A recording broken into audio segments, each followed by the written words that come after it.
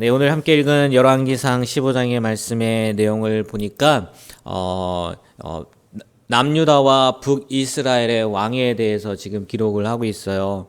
남유다는 르호보암의 뒤를 이어서 아비얌이라고 이야기를 하죠. 또 역대하는 아마 아비야라고 이렇게 같은 동일 인물이에요. 아비얌 이렇게 발음상의 차이인 것 같은데, 아비얌이 유다의 왕이 되어서 3년 동안 이스라엘을 다스리지만 다윗과 같지 않았다. 그래서 뒤에도 나오지만 계속해서 전쟁이 남유다와 북이스라엘이 끊이지 않았다라는 얘기가 나오고, 그 아비암의 뒤를 이어서 아사가 왕이 됐는데, 그래도 아사는 불완전하긴 하지만 다윗의 길로 이렇게 행했던 왕이었던 것 같아요. 그래서 나쁜 것들을 다 청산하고, 좀 이따 말씀드리겠지만 할머니 마아가의 그 태우의 위도 폐하는 그런 사건도 일으키죠.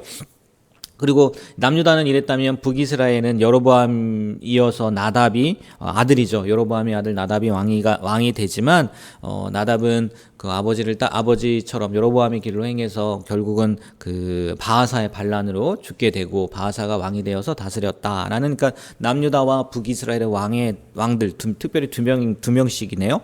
두 명씩 이렇게 기록을 하고 있는데, 저도 늘 궁금했던 게 그런 부분이었거든요. 이 1절이나 또 중간중간 보면, 오늘 1절 말씀도 보면, 느밧의 아들 여로보암 왕 18째 해에 아비암이 유다 왕이 되고 라는 말씀이 있지 않습니까? 또 중간에 또 어떤 왕이 되었을 때 왕이 되고, 그러니까 남유다와 북이스라엘 왕을 이렇게 같이 기록을 하고 있단 말이에요.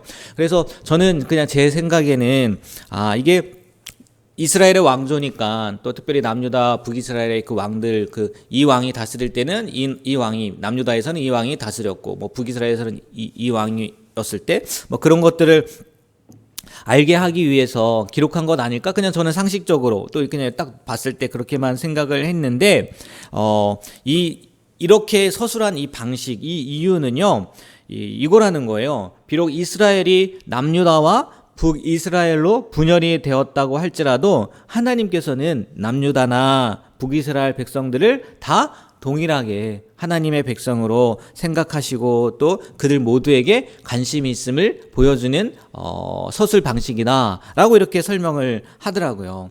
그러니까 사실 이 이스라엘이 분열되고 난 후에도요, 나중에는 사마리아까지 되지 않습니까? 그때는 아수르에 의해서 완전히 다 섞여버린 거니까 그때는 차치하고서라도 분열이 된 지 얼마 되지 않은 거잖아요. 그렇기 때문에 북이스라엘 사람들 가운데에도요, 하나님을 생각하는 사람들이 있었고, 또 한편으론 하나님이 우리들을 버린 것은 아닐까, 그런 생각을 가진 사람도 있었을 거라는 거죠. 물론 시간이 지나면서 사마리아 이야기를 했지만 그 가운데 순수한 신앙을 잃어버린 사람들도 나왔겠지만, 그 중에서는 분명히 자기들이 하나님의 길로 가야 되는데 그릇된 길로 가고 있지는 않을까라는 그런 마음을 갖고 있는 사람들이 있었을 거라는 거예요. 그래서 하나님은 당연히 그것들에 대해서, 그런 사람들에 대해서, 그 생각들에 대해서 아시기 때문에 남유다뿐만이 아니라 정통 다윗의 계보를 이은 남유다뿐만이 아니라 북이스라엘도 동일하게 사랑을 가지고 있고 관심을 보이고 있다라는 거죠. 근데 정말 그런 것 같아요. 왜냐하면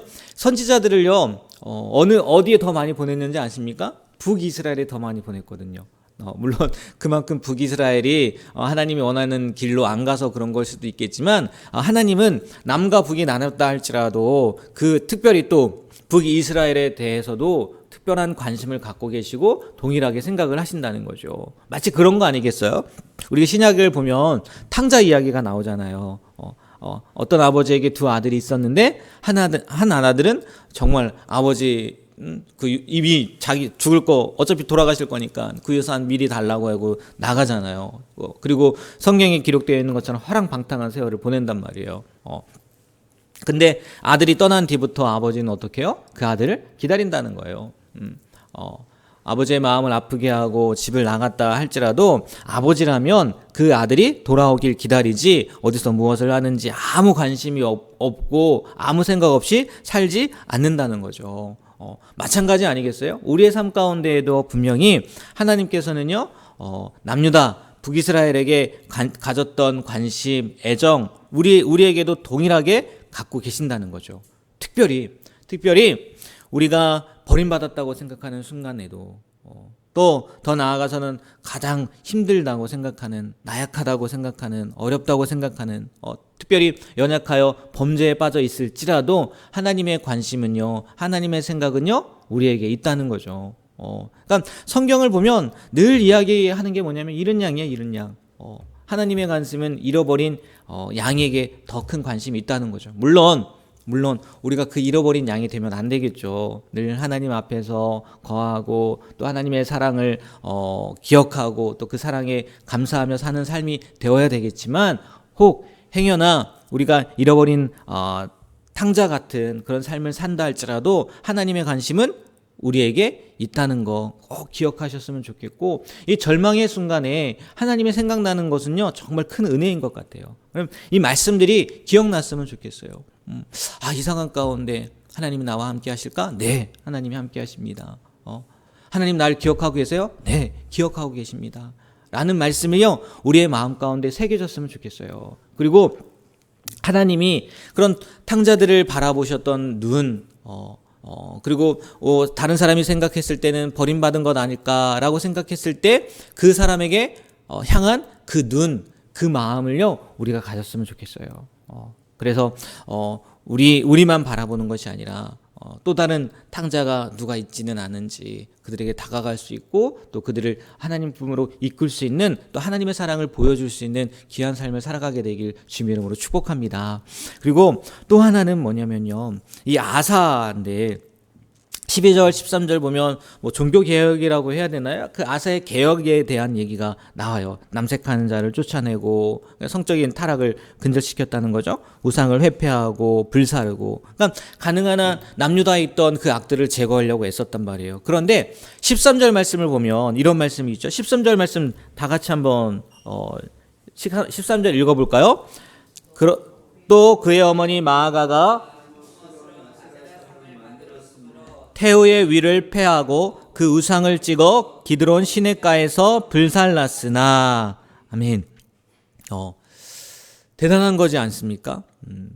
아사는요, 종교 개혁을 하면서 그 출발을 정말 다른 것뿐만이 아니라, 외적인 것뿐만이 아니라 자기 주변에서도 그 개혁을 했다는 거예요.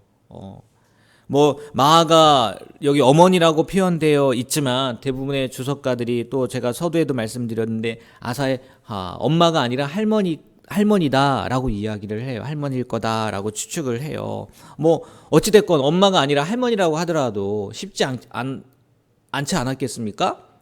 뭐 아사라상을 불태우는 거는 좋아요. 뭐 우상을 뭐 불태웠다, 그거는 좋아요. 근데 뭐까지 폐했다는 거예요? 태우의 위를 폐했다는 거예요. 내려오게 했다는 거지 않습니까?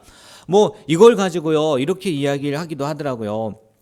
이 아사가 종교개혁을 단행한 시기는 어느 정도 세력을 얻은 후라는 거예요. 힘이 없으면 못하잖아요, 왕들도. 그러니까 처음부터 하지 못하고 어느 정도 힘을 얻었을 때 이 종교개혁을 시작을 했고, 그 할머니 마아가가 우상숭배를 막 적극적으로 추진할 만큼 젊은 나이도 아니었다는 거. 힘을 좀 잃었다는 거죠, 할머니는. 아사는 힘을 얻고 할머니는 힘을 좀 잃어버린, 그래서 뭐 개인용으로 우상을 보유하고 있었을 것이다 라고 뭐 이렇게 추측도 하더라고요. 근데 아사는요, 이랬든 저랬든 그것을요 그냥 보고 넘기지 않았다는 거예요.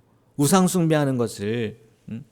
만약에 이 궁전에서도 자기가 종교개혁을 하고 있는데, 시작하는데 궁전에서조차도, 특별히 자기 가족에서조차도 그 우상숭배를 척폐하지 않았으면서, 우상숭배를 버리지 않았으면서 이스라엘 백성들에게 아무리 악한 것을 버리라, 우상숭배하면 안 된다 할지라도 그것이 먹히겠냐는 거예요. 겉으로는 따르는 것처럼 보일지 모르겠지만 속으로는 다 그런 생각을 하지 않겠냐는 거야. 자기 할머니도 우상 숭배하고 있는데 무슨 우리 보고 우상을 제거하라고 그래? 그런 생각들도 했을 수 있을 거라는 거죠. 그래서 아사는요, 그 개혁의 출발을 어디부터 둔 거예요? 자기 가까운 사람부터 둔 거예요. 자기 가족에서부터 두고 있었다는 거예요. 지금 우리나라 정치 상황을 봐도요, 똑같은 거 아니겠습니까? 뭐 괜히 내로남불 하는 게 아니잖아요. 그런 모습들을 보고 우리가요, 그들만을 욕할 게 아니라는 거죠. 우리도 마찬가지라는 거죠. 나는 그들을 욕할 만한 자격이 있는지, 나도 하나님의 뜻대로 살지 못하면서 다른 사람이 하나님의 뜻대로 살지 못하는 걸 가지고 비난하거나 책망하거나 그렇게 살고 있지는 않은지. 아사는요 분명히 알았다는 거예요. 이 개혁은 어디로부터 시작되어야 된다고요? 나로부터, 우리 가족으로부터. 부흥만, 옛날에 찬양 있죠. 나로부터 시작되리가 아니에요.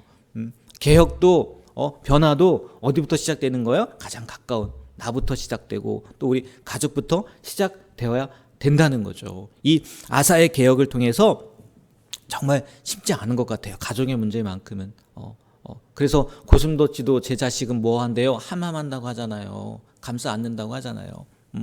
그럼에도 불구하고 우리가 하나님이 기뻐하지 않는 일이라면, 또 하나님을 위해서라면 누구부터요?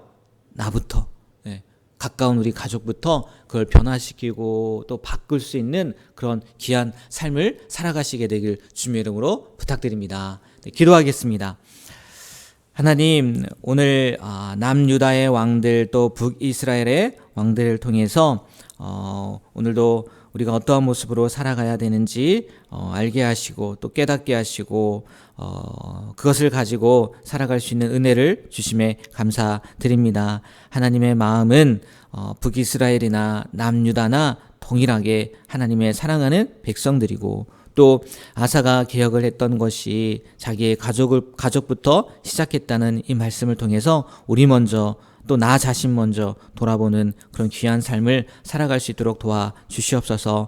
성경에도 분명히 남의 눈에 티가 아니라 내 눈에 들보를 보라는 그 말씀도 있는데, 우리가 늘 나부터 하나님 앞에 또 거룩하고 온전한 모습으로, 또 나를 넘어서 가까운 우리 가족부터 하나님 앞에 온전한 모습으로 나아갈 수 있도록 애쓰고 수고할 수 있는 그런 귀한 삶을 살아가는 우리가 되게 하여 주시옵소서. 오늘도 귀한 생명을 주셔서 살아갑니다. 정말 오늘 하루를 마무리할 때 하나님 앞에 하나님의 말씀대로 순종하며 살았습니다 라고 고백하게 되는 귀한 하루가 되게 하여 주시옵소서. 예수님의 이름으로 기도합니다. 아멘. 하늘에 계신 우리의 아버지여,